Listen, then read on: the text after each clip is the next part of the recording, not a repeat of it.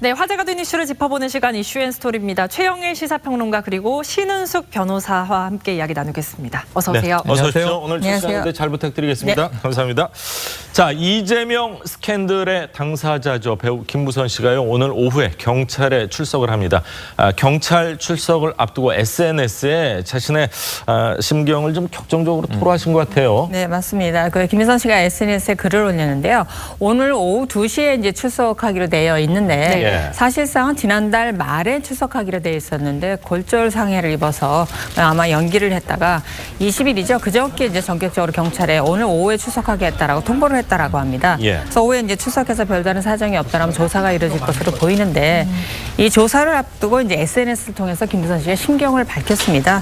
전반적인 심경에 대해서는 이 사건이 진행되고 있는 분의 답답한 부분을 이제 나타냈는데 무엇보다도 김부선 씨의 딸이 해외로 취업해서 출국을 한다라고 합니다. 그래서 내 딸 미소가 떠났다. 그리고 더 이상 잃을 게 없고 다 잃었다라는 심경을 올리면서 내 딸이 이제 해외 노동자로 취업을 하고 출국을 하게 되는데 이것은 이재명 씨의 거짓말 때문에 떠나는 거고 보금자리를 떠나는 내 새끼가 안타깝다라는 글을 올려서 개인적으로 또는 인간적으로 이제 조사를 앞두고 있는 차가운 심정을 올렸습니다. 글만 올린 게 아니라 또 실시간으로 댓글 달면서 네티즌들과 공방도 벌였네요. 네, 그렇습니다. 어젯밤 오늘 이 정미용 씨 이름이 실검에 올랐는데 김부선 씨가 언급을 했어요. 뭐냐면 과거에 자신이 공격적으로 비판했던 것에 대해서 오히려 자기와 같은 입장에 있었는데 돌아봐주지 못한 게 미안하다. 이런 입장을 밝혔어요. 네티즌과 또 정치적인 공방을 막 벌였습니다. 근데 그 댓글 중에 이제 이런 대목이 눈에 띄는 거죠. 뭐냐면 이 바보들아 점점점 이제 이렇게 좀 비판을 하면서 꺼낸 이야기인데 중요한 점은 불륜이 아니라 싱글이라고 속였다는 점이다. 이 주어는 지금 빠져 있습니다만 대략 이제 추정은 되시죠. 그래서 오늘 아마 2시 이후에 경찰에 출석하게 되면 어떤 이야기를 할 것인가 상당히 주목이 되고 있어요. 그동안 이게 여러 해 동안 이어졌던 어떤 진실이냐 거짓이냐 진위 논란이거든요. 오늘부로는 여기에 대해서 좀 명확한 답이 나오길 바라고 그런데 이재명 지사에 대해서 상당히 반감을 드러낸 것이 이재명 씨 법정에서 봅시다. 이렇게 적었습니다. 자, 이 김부선 씨 정치권을 향해서도 불만이 많은 것 같은데 특히 이번 사건을 뭐 초래했다고 할까요? 이제 많이 회자되게 한 분이 김영환 전 국회의원. 불만도 좀 많았었던 것 같아요, 이분에 대한. 네, 맞습니다. 김영환 전 국회의원으로서 사실 촉발됐다고 볼 수 있다는 부분이 있어서 지난 이제 6.13 지방선거에서 김영환 의원이 이제 김부선 씨 입장 측에서는 본인과 논의 없이 그 부분에 대해서 사실 스캔들을 문제 삼아서 질을 했다라는 부분에 대해서 서운한 감정을 가지고 있습니다. 또한 정치권 전반에 대해서 이제 그 서운한 감정을 드러냈는데 진영을 가리지 않고 정치권에 대해서 김부선의 인권은 없었다라고 발언을 하면서 민주당과 정의당은 본인을 외면했고 바른미래당은 날 이용을 했으며 한국당은 나를 조롱했다라고 해서 진영을 가리지 않고 정치권 전반을 비난하고 있습니다. 이재명 스캔들을 둘러싸고 이 소설가 공지영 씨를 비롯해서 참고인들이 많이 소환이 됐었습니다. 공지영 씨의 발언이 또 주목이 되고 있는데 과거 공지영 씨가 김부선 씨를 옹호하게 된 이유를 밝혔었습니다. 들어보시죠. 정치적 의도 같은 건 전 잘 모르겠습니다. 작가니까 한 사람을 살려야 되겠다는 생각이 저에겐 훨씬 절박했고요. 앞으로도 무슨 욕을 먹더라도 또 다시 만약에 한 여자가 그 사람의 행동 자체를 제가 왈가왈부하거나 이런 것은 전혀 아니고요. 어떤 한 사람을 정신병자로 몰아가는 것들이 너무 잔인하다고 느꼈습니다. 자, 정신병자로 몰아가는 게 너무 잔인한 것 같다 이런 얘기를 했는데 이번에도 공지영 씨가 이 김부선 씨 옆에 같은 편이 되어준 거다 이런 느낌이 듭니다. 네, 뭐 김부선 씨는 오늘 변호인 없이 출석한다고 합니다. 진실을 말하는데 무슨 변호인이 필요하랴. 그런데 변호인을 이제 이 어떤 정말 고용할 그런 이제 여력이 없었던 것인지 여러 가지 좀 궁금증이 있는데요. 근데 참고인들이 미리 조사를 받았다는 걸 좀 유념하셔야 됩니다. 이재명 지사 측이 고발한 것은 6월이었고요. 아까 신 변호사님 말씀하신 것처럼 사실은 뭐 더 일찍 김부선 씨가 조사에 응했어야 하는데 미뤄졌던 거고요. 그 사이에 김어준 씨라든가 주진우 기자라든가 공지영 씨라든가 공지영 씨는 SNS에 뭐라고 썼냐면요. 자신도 참고인으로 6시간 조사를 받았다. 그런데 그 다음에 너 이렇게 이야기를 하고 치사하게 진술한 것 다 들었다 이런 얘기를 합니다. 그리고 누구에 대한 또 질타일까 이런 생각을 하게 되는데 예. 대부분 저도 그렇고요. 주진우 기자일 것이다 라는 네. 추정이 우세합니다. 네. 왜냐하면 이제 공지영 씨가 이 김부선 씨 얘기를 처음 터뜨릴 때 차를 운전하고 가다가 옆에 주진우 기자가 있었는데 예. 사실 친한 사이인데 주 기자가 김부선 씨와 통화하는 이야기를 들었다는 거거든요. 그리고 그때는 김부선 씨를 돕는 것처럼 이야기를 했는데 주 기자가 진실을 다 밝히지 않고 있다. 네. 어찌 보면 이제 자신들끼리 인맥으로 엮여서 이재명 지사를 돕고 있는 것 아니냐 이제 이런 의혹을 제기하고 있는 상황입니다. 네. 그러다 보니까 지금 참고인도 다 그렇고요. 김부선 씨 입장에서 좀 이제 편에 서 있다라고 볼 수 있는 인물은 공지영 작가가 유일한 것 아닌가 이런 생각이 드네요. 네, 말씀하신 대로 공지영 씨가 언급한 치사한 진술이 주진우 기자의 진술을 겨냥하는 게 아니냐 이런 추측이 나오고 있습니다. 참고인으로 먼저 출석을 했었던 주진우 기자의 경찰 출석 당시 인터뷰 들어보시죠. 김부선 씨가 저한테 다급하게 요청을 했고 부탁을 했어요. 김부선 씨를 도우려고 나선 것은 맞습니다. 고맙다는 얘기를 여러 차례 했고요. 그래서 잘 끝난 얘기인데 그 이후에 어떻게 문제가 이렇게 복잡해졌습니다. 사적인 관계에 대한 내밀한 얘기는 제가 하는 게 적절치가 않아요. 사실 남녀 관계에 대해서 어떻게 누가 감히 할 수 있습니까? 그게 진실이라고 말할 수도 없잖아요. 진술만이 계속 나오고 있는 상황인데 오늘 김부선 씨가 두 사람의 관계를 증명할 확실한 증거를 갖고 나와야 할 것 같거든요. 갖고 나올 수 있을까요, 변호사님? 확실한 증거라는 게 있을 수가 있을까요? 있나요? 네. 만일 있다라고 하면 오늘은 사실 가지고 출석을 해야 되는 게 맞습니다. 예. 근데 확실한 증거라고 하는데 사실 사적인 남녀 관계가 맞다라고 하면 오랜 시간이 지났지만 사실 사진이라든가 주고받은 대화 정도는 있지 않을까 전화 예상이 되고 있는데 그 부분을 김부선 씨가 가지고 있는지를 보아야 되는데 현재 그 김부선 씨가 SNS에 올린 거를 보면 이 지사가 이제 사과 한마디 한번 받아들이려고 했는데 인간이 아니다라고 하면서 증거를 가지고 오라고 하는데 남녀 사이에 무슨 증거가 있겠냐. 그리고 11년 전 얘기다라고 하는 걸로 봐서 현재는 유력한 증거가 없지 않을까라는 예상이 듭니다.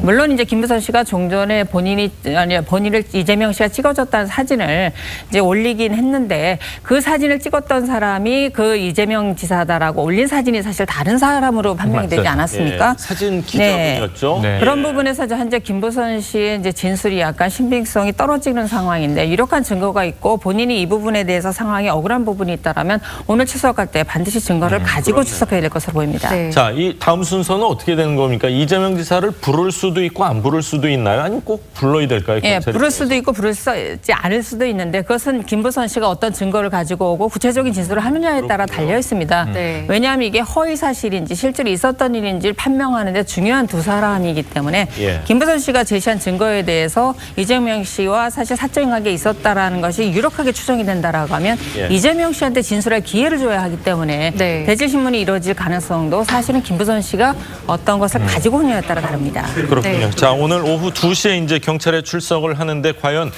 뭐 유력한 증거가 있을지 한번 네. 지켜보도록 하겠습니다. 자, 다음 이야기를 좀 하겠습니다. 끔찍한 사고였었죠. 사건이었습니다. 과천 서울대공원에서 이 시신을 유기했던 살인 용의자 검거가 됐습니다. 용의자가 범행을 바로 인정을 했습니다. 네, 인정을 바로 했습니다. 34살, 어찌 보면 청년이라고 볼 수 있겠죠. 예. 그런데 이렇게 끔찍한 일을 저지른 한 것을 20살 정도 차이가 나고요. 스스로 인정을 했고요. 그렇죠. 이제 사망자, 피해자는 51세. 예. 지금 이 가해자, 범인으로 이제 특정된 용의자는 34세. 그런데 어제 이 전격 검거가 돼서 다 시인을 했어요. 지금 언론에서도 이제 기자들이 묻는 대목에 대해서 모든 질문에 죄송합니다, 죄송합니다, 죄송합니다를 연발했는데 네. 자, 이 노래방을 운영하고 있던 노래방 주인으로 밝혀졌고요. 노래방 사장님이지 네, 않습니까? 노래방 손님으로 10일 새벽에 찾아왔던 피해자와 도우미 교체 문제로 언쟁을 부리던 중 우발적으로 살해했다라는 것이 지금까지 이제 정황인데 그러기에는 아직도 좀 이 미스터리한 대목들이 많이 남아 있어서 경찰의 철저한 수사를 끝까지 지켜봐야 될 것 같습니다. 네, 예. 이 피의자 변 씨는요 취재진의 질문에 별다른 답변 없이 죄송하다고만 아까 맞습니다. 말씀하신 대로 했는데 들어보시겠습니다. 범행 동기가 뭡니까? 죄송합니다. 언제 살해하신 겁니까? 죄송합니다. 시신을 심하게 훼손한 이유가 뭡니까? 죄송합니다. 죄송하단 말고 다른 말씀 하실 거 없으신가요? 죄송합니다. 과천 그 현장에 유기하신 이유가 뭡니까? 피해자와는 어떤 관계입니까? 경찰이 어떤 단서를 잡아서 이 범인을 잡을 수 있었던 건가요? 사실 이 사건 초기에는 피해자를 특정하기도 어렵고 해서 사실 검거가 어려울 것이다 예상을 했는데 예. 경찰이 하는 가지 생각을 한 것은 그 사체를 훼손해서 손으로 들고 오진 않을 것이고 차량을 이용했을 것이다라는 것에 이제 주안점을 두고 인근 시각에 CCTV를 분석을 했습니다. 분석하다 보니까 어두운 밤에 전조등을 켜지 않고 이제 지나가는 차량을 발견해서 저것이 유력한 용의자의 차량일 것이다 해서 이제 주변을 탐문해 들어갔는데요.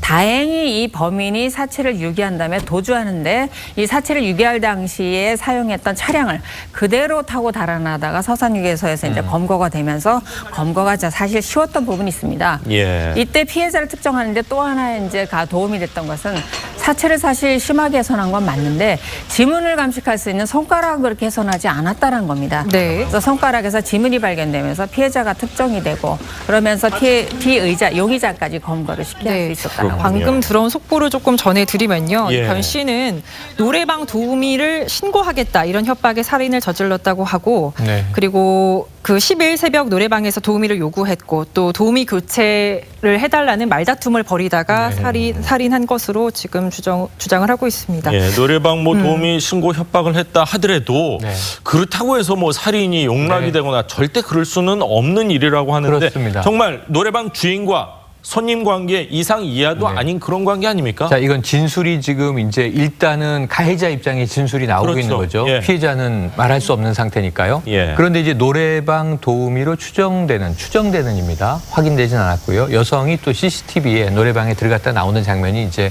찍혀 있기도 해요. 경찰이 앞으로 조사를 할 겁니다.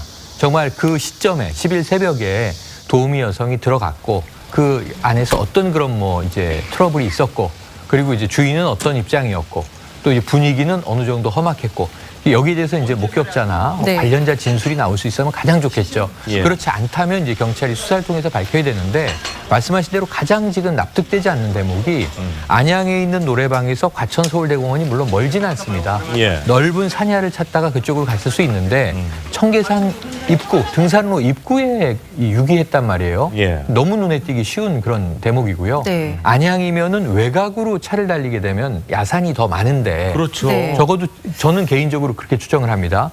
이 사체를 훼손하는 데 들어가는 어떤 이 노력과 그 어떤 끔찍한 상황에 비하면 보통은 안매장을 시도하는 것이 일반적인 이제 사체 유기의 형태인데 네. 아까 말씀하신 대로 원한도 없고 예. 그날 손님과 주인 관계로 처음 만난 인물인데 언쟁이 있었다고 해서 살해까지 하고 또는 우발적인 사례가 있을 수 있다고 하자고요. 예. 뭐 너무 몸싸움을 심각하게 하다가 훼손을 했습니다. 몸싸움을 하다가 우발적으로 의도치 않은 살인을 했는데 시신 훼손은요. 이건 또 차원이 다른 문제입니다. 그럼요. 그러니까 살인이 벌어진 이후에 이 범인이 한 행동들을 지금 이제 유추해 보면 예. 아 이것은 상당히 좀 쉽지 않은 행동을 해버렸다.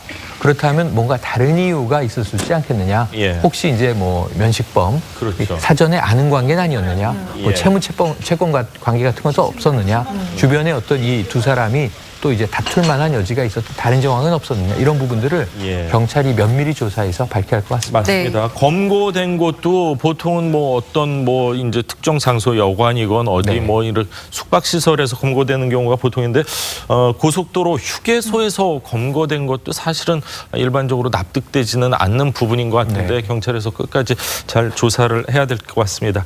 자, 오늘 두 분 말씀은 여기까지 듣겠습니다. 감사합니다. 고맙습니다. 맞습니다.